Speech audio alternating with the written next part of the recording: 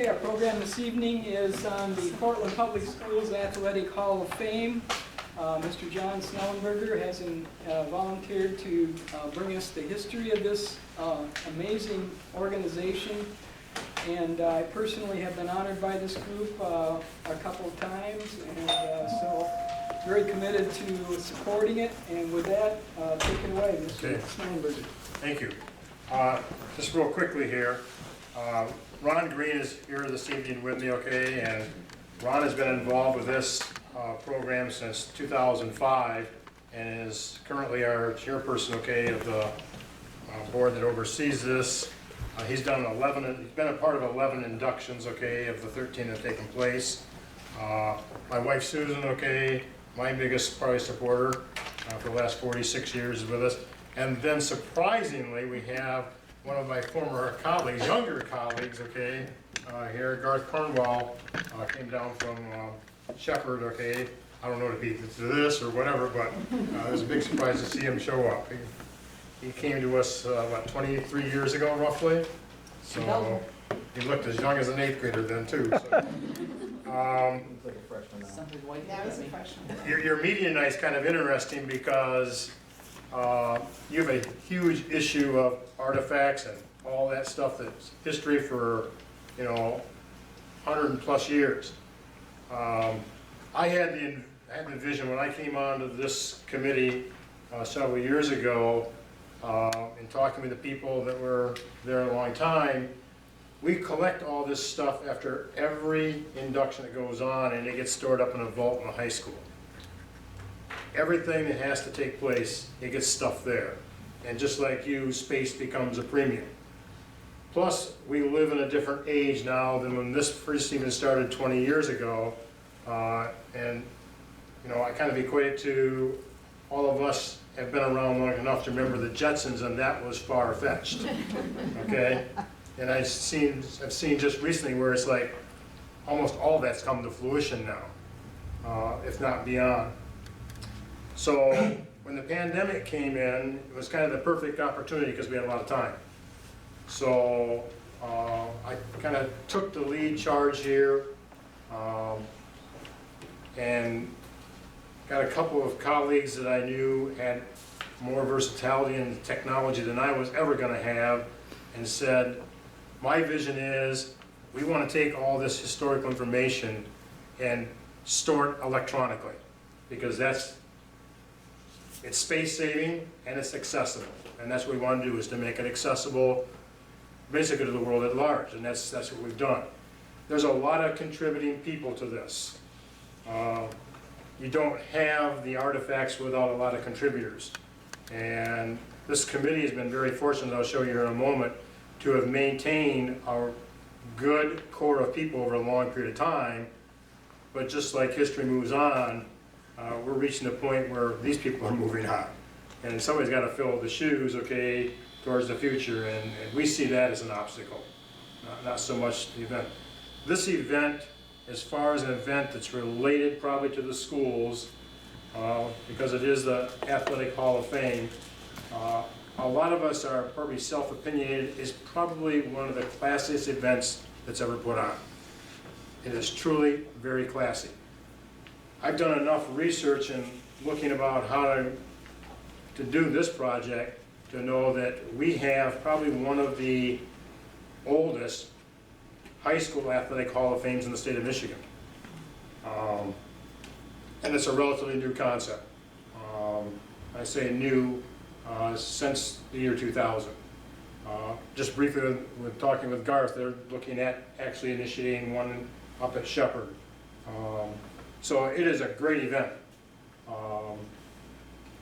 It took the formulation in 2002, I believe, of Dave Fort, who was the chairperson of the Portland Athletic Association at the time, to draw together, I believe it was 6 individuals charged with the concept of coming up with an Athletic Hall of Fame and all the attributes it takes to do that. So with that said, I'm going to take you through here a little bit.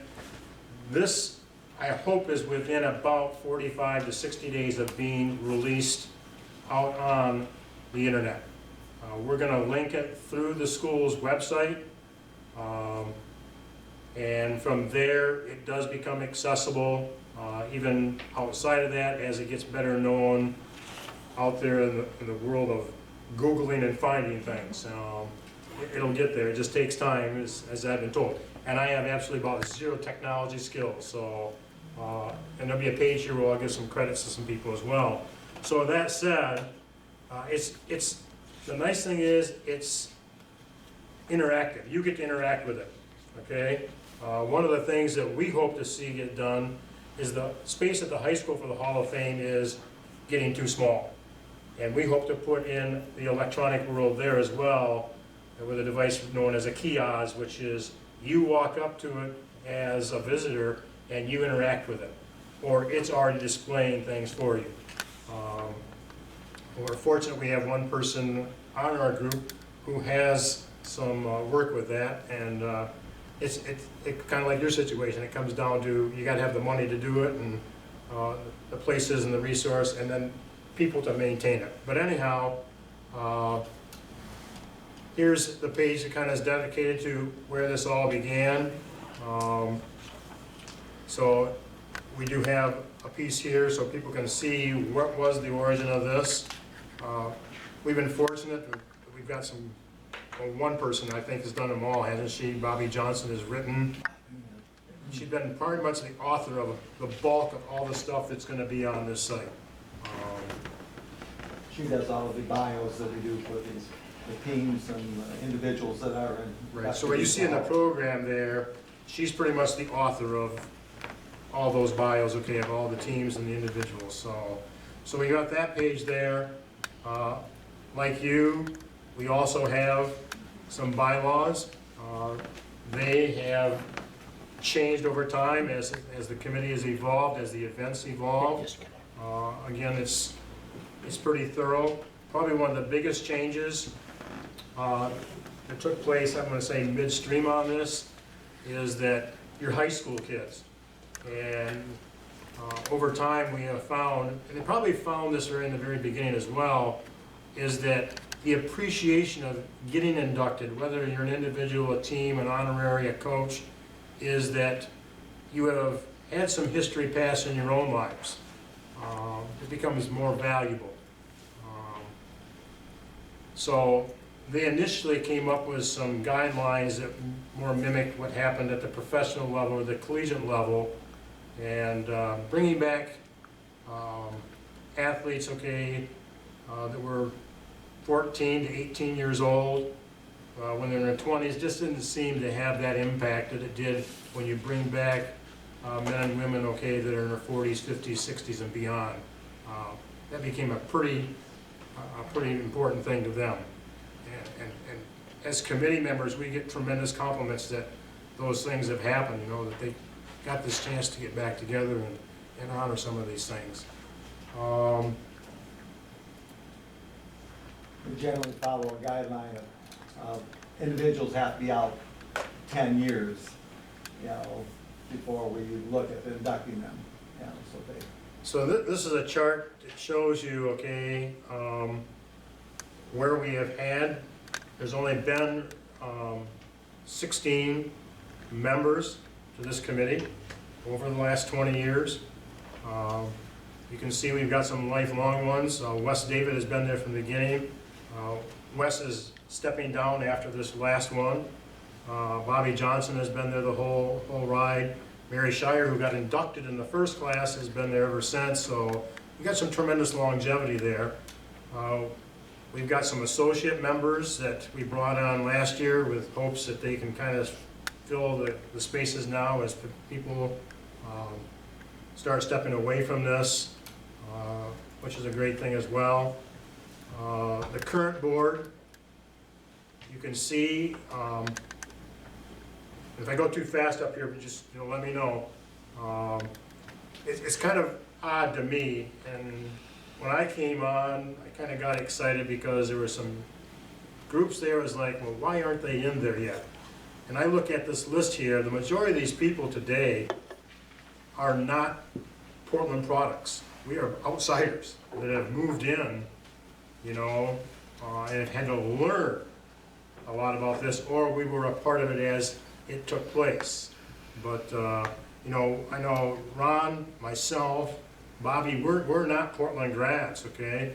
Mary Shire was, Wes was, Harvey was, Kevin Veal's not, you know, it's just kind of an anomaly that happens, okay? But you depend on those people that have those grassroots things. So we've got that mentioned here. As far as the acknowledgements to this task of making a website and having it out there, these first two individuals, they are the whole product. I mean, their ability and skills, you know, are what made this happen.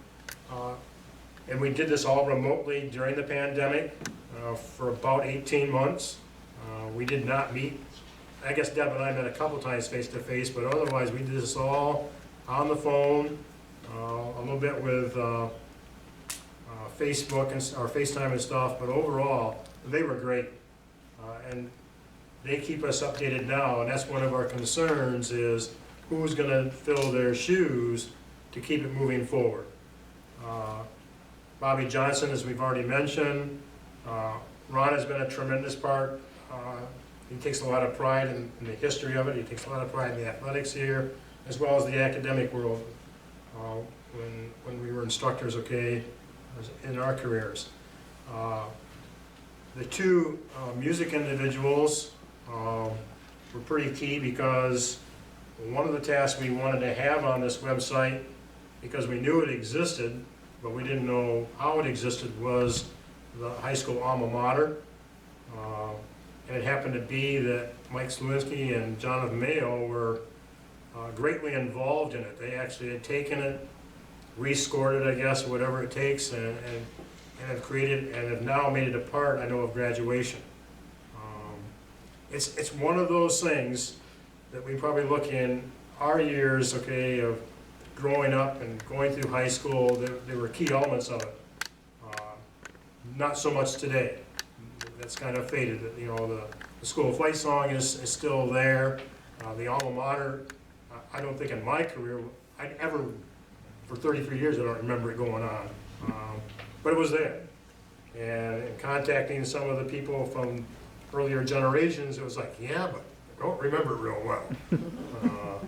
So we went about that pretty good as well. I guess with that point made, I want to give some credit because these people I know were involved with the senior citizens. They may have been involved with your group. They were a huge resource to some of the challenges I took on to get some inductees in. But Margaret Smith Lefke, who was a class of 35 from Portland, you know, Centurion, I believe, she was pretty close before she passed. She was 100. She was 100. Fritz and May Fidowa from the class of 37. Pat Jarvis, I know Pat was in the senior citizen facility a lot. Like she ran the country club, I think, a lot. She, I think, was pretty involved down here. Dick and Shirley Lawless from the class of 46. Jean Doughty from the class of 42. And then recently, okay, I worked indirectly and directly with Margaret, okay, in our most recent task. So some pretty important people that I got directed to in Portland who were grassroots people that knew a lot. You know, and I share this with a lot of people. Margaret Lefke was just unbelievable. When I sat down with that lady to talk about the 35 football team, she's telling me who, because I wanted to find out who was alive or dead. And she's going down the list and she's telling me where they lived in town growing up. You know, oh, they lived on the other side of the river, and you know, so and so. They lived in this house. It was just amazing, and she was in her 90s then. You know, it was like this lady knows a lot about Portland I have no idea about. It was great. This was a project that Bobby Johnson took on. That we have on here. Okay, the history of the Raider Bird and the school colors. Again, it's a great artifact to have there, to know this She even took us to the trials and tribulations of when we used a trademark mascot. So that got resolved and moved forward as well. So we've got that. I don't know that this will play with this hooked up, but we do have the fight song with a photo that we were able to secure with the words. I think because it's hooked up this way, I don't know if this will play this way.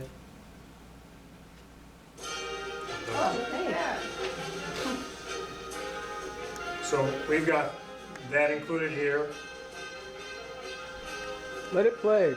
Again, it's, you know, it's that nostalgic type thing. You can go to it and it's there. So you don't call yourself the Cardinals, you call yourself the Raider Birds? Yeah. Correct. We are the Raiders. The Raiders, yeah. Yeah, we are the Raiders. And then we did the same, okay, with the alma mater. We dedicated a page to that. I mean, Mike was able to give me the musical score with the lyrics, and then a little bit of the history behind it, because this, again, kind of like the fight song, does come from a collegiate source. So I was kind of directed toward, you better have some type of statement there so they don't come back on you and, you know, say, well, shame on you for using this, so we did. Sold our bird, now you're stealing our fight song. If I can get this one to go or not here. Because this is kind of what those of us here tonight would anticipate the sound to be like. At least I thought so.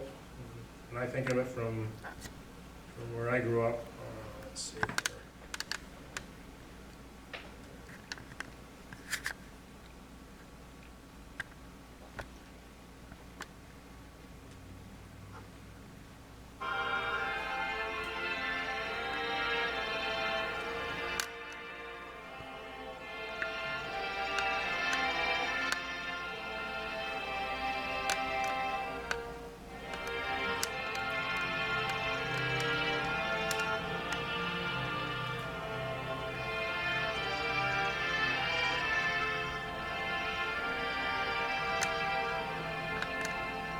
So that's a piece of it, okay, and Mike and his colleague did do some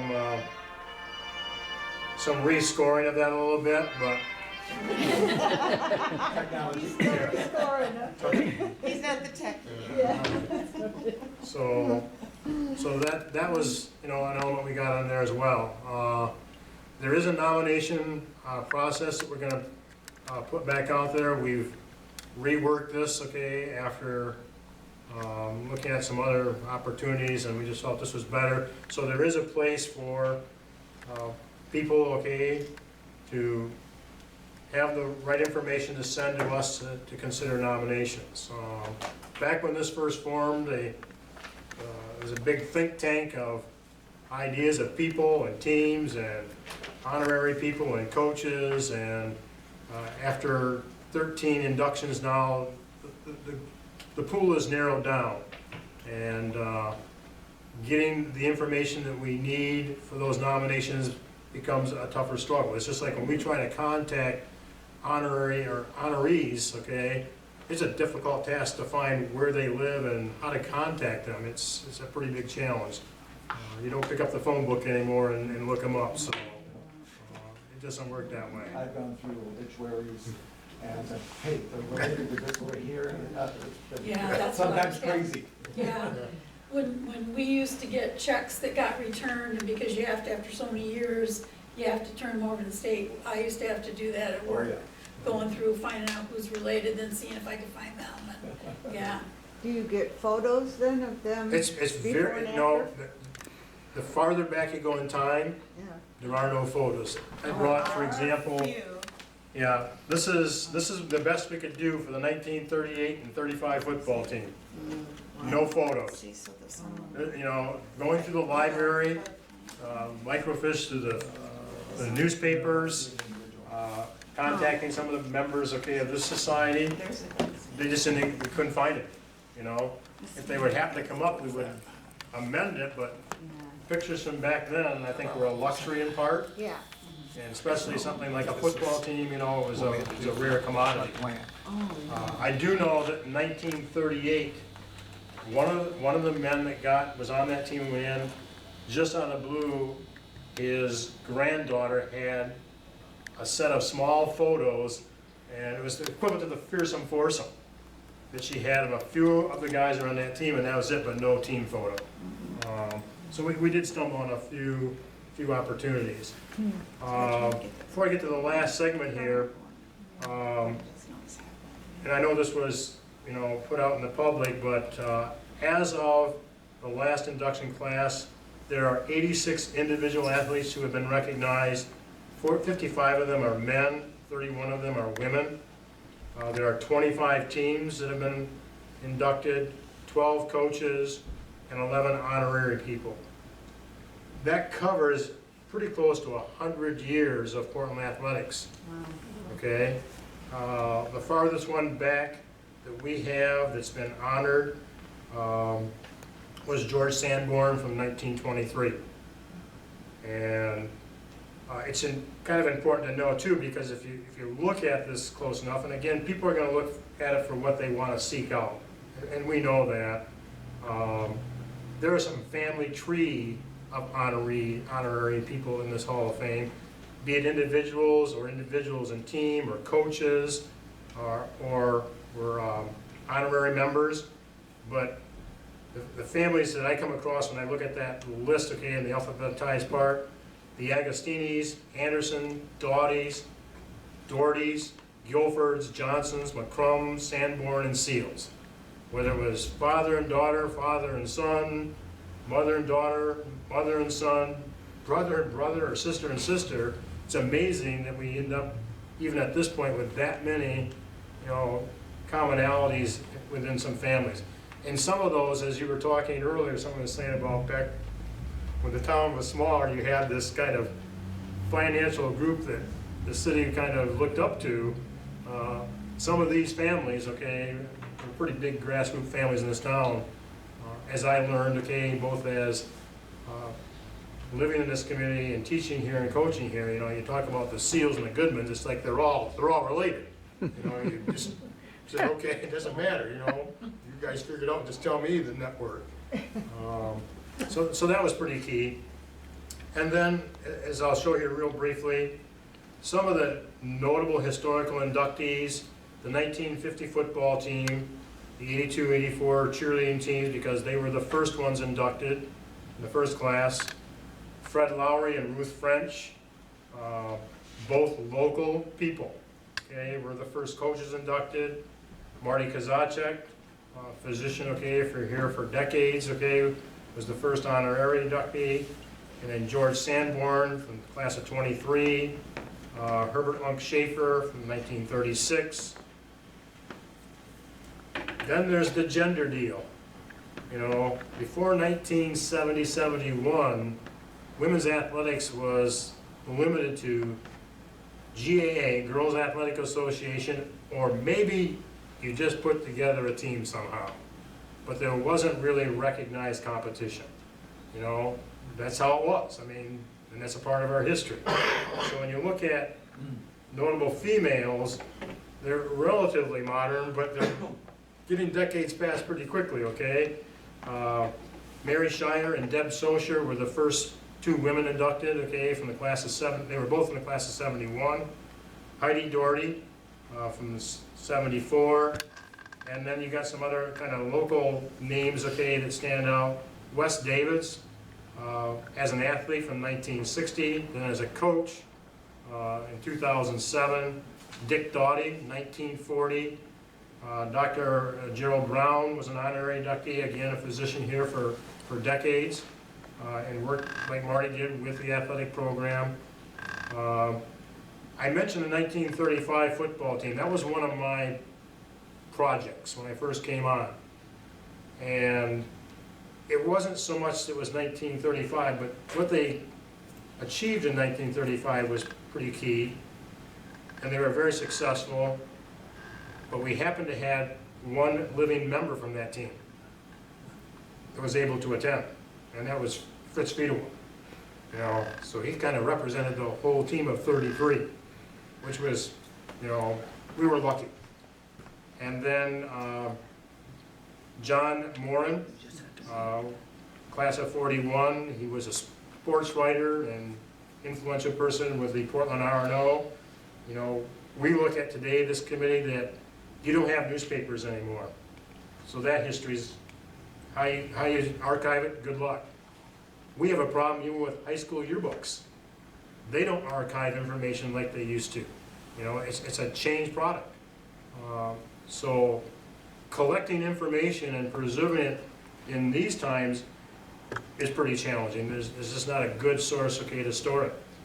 The 1938 football team, which followed 2 years later in 2015, same thing.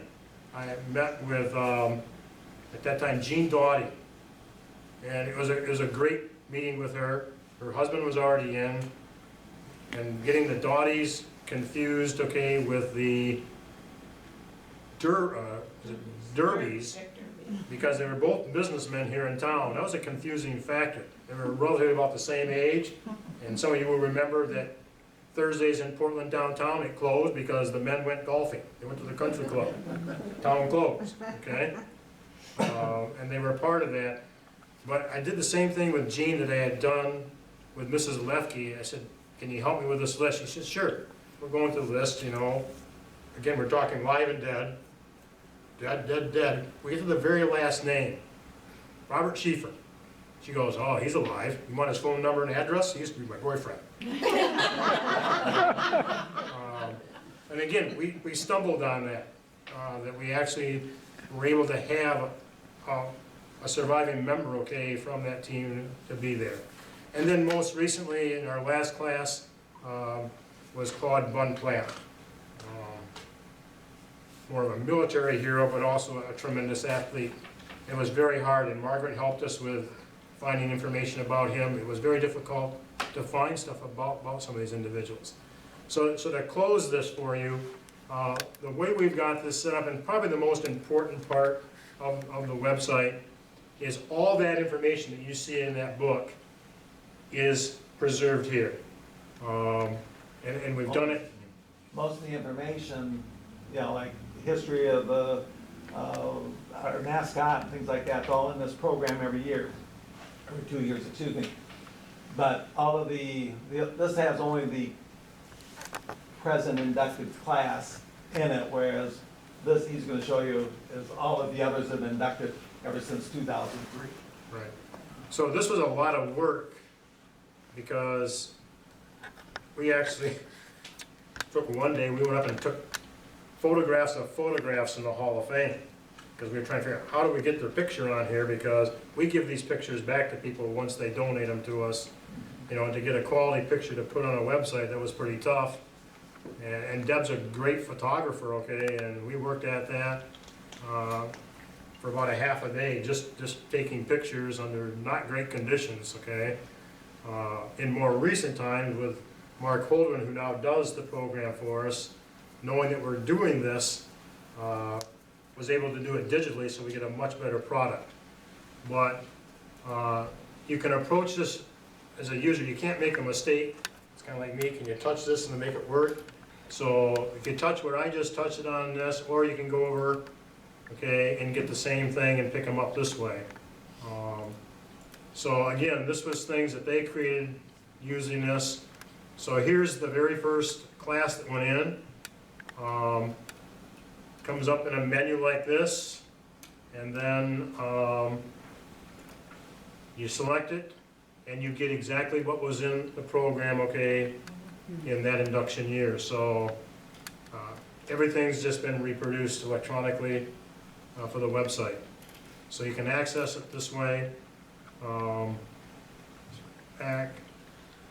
So the first one was 2003? 2003 was the first class. It took them over a solid year just to formulate how they were going to do this whole thing, how they're going to fund it, getting, you know, potential nominees together, organizing the event.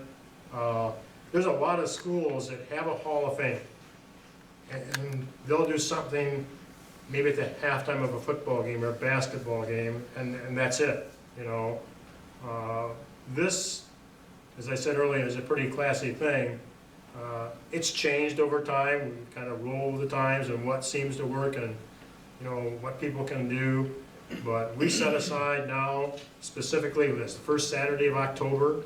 Yeah. Every other year is the process now, to have an induction class. And it's done as a banquet type style. There's a dinner, and then the presentation of all the It's a inductees. formal type dinner as far as, you know, tablecloths, and we have, Chopper usually has been doing our food for us and everything, and, so it's a very, very nice Right. event. It's, like I said, it's pretty classy. I mean, some of our biggest problems is having a facility large enough to hold it in. Because we use Willowwood now, because that's the largest one we kind of have for it. But sometimes we have to restrict the number of people that can come with somebody that's being inducted, so as we can control the space and everything. And you also have somebody present a history of that person. You don't just say their name. Right. And I think that's a They really have, we'll have nice somebody honor. that makes the presentation as far as basically why they are getting inducted and everything, and then bring them up, and they'll get a plaque and things, so it's a very nice, Real dishes. yes. So there's a sample like with Ruth French, again, Here's the plaque. this was Bobby's bio. This was the picture that we repictured, but, you know, it's exactly what's there. If you will notice how short the bio is there. Okay. First of all, there were so many people that were being inducted those first couple of years, because we did it every year at that point. And then if you look at the bios in this program, they got a little bit bigger. You know, so. But we know on this committee, okay, as we've been educated, you know, somebody like Ung Schaefer, you know, he was, you know, a fixture in this community. You know, post office person here, probably knew as many people as people knew him, so, you know, and again, at that time, that's, like Ron was just saying, you know, that was the bio we had then. Trying to think where else.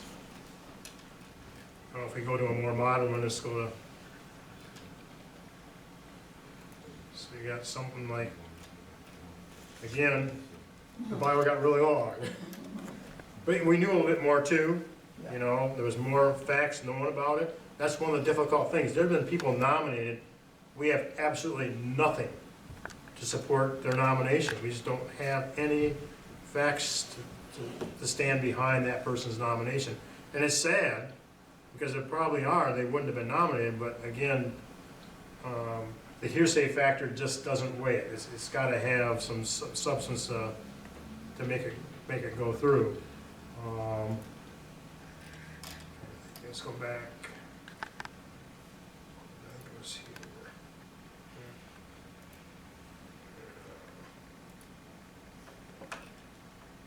You know, Ken Click, again, pretty much a hometown guy, you know, tremendous following, a lot of respect, and did a lot of good things for people of Portland, and especially the youth of Portland.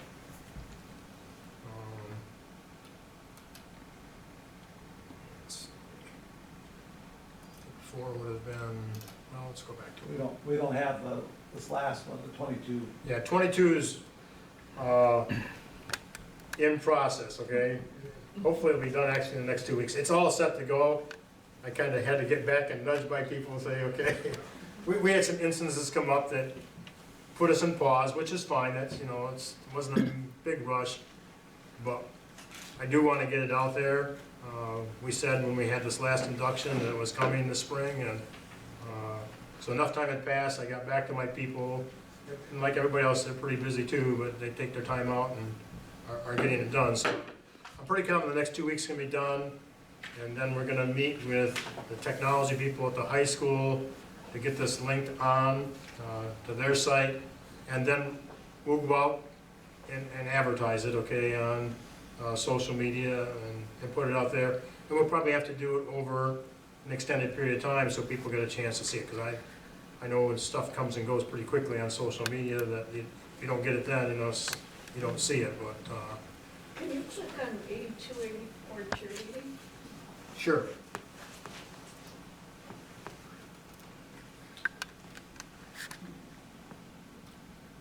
So I think, they got names here at the very bottom. You're looking at the names, you're looking at picture. Well, I don't know anybody, but. Oh, they were coached by Bobby Johnson. They were coached by Bobby, yeah. Yeah, she was a teacher as well as a coach too in the high school. Yeah. Kind of history teacher. I don't know if is anybody that you know, well, we can find, Mike, what year were you in? 2011. 11? Yeah, should be the track team. Mike ran track. That was 2000, or Hey, there's some McCrum in there. 65 class team, Mike track, Judd, right there. track, yeah. The front line drops and that's me, Is that him here? yeah. Is that Mike right there, the third from the end? Remember those days, Mike? Yeah, I do, fondly. What year is that? 65 was my This track. one was, this was the 64 team, 65 is also. and then 65 is on here as well. It's the same year that we. Yeah. When he was coaching, but it just depends They were on. both very, very good teams and had so many of the same people on both of them that we had. And I was in the 65 and 66 football team as well. And to think back then, they did that without a track. Yeah, yeah, we didn't Yeah. we didn't have a track. Didn't have a track for a long time, right, Ron? What'd you run on, just the ground? We ran around the old football field and baseball field is what we used as our conditioning and running things. And then, of course, all of our meets were away. I was Ron assistant for a couple of years. It was like, we got done, and we did leave the sport, but we said if we ever get a track, we know how to run a meet, because we go to a lot of them, we can run a meet. And actually, Garth runs a lot of meets, I mean, high-level meets as well, so. Did you guys have a track in Rudyard? Oh, yeah, With snow? lots of it. So that gives you an idea of, where it's at, the purpose behind it. Like, it dovetails into what your society is about. It is historical. And it was my vision to make it where it'd be more accessible to the public at large. We have the Hall of Fame in the building, but again, there are people out there who just like to search around and find things or share things. And it's, if nothing else, it's a place of good preservation right now. Now, who's to say, like the Jetsons, what's it going to be like, 50 years from now? I don't know. It's probably going to get better and better. But at least we know we've got it digital now and can move on.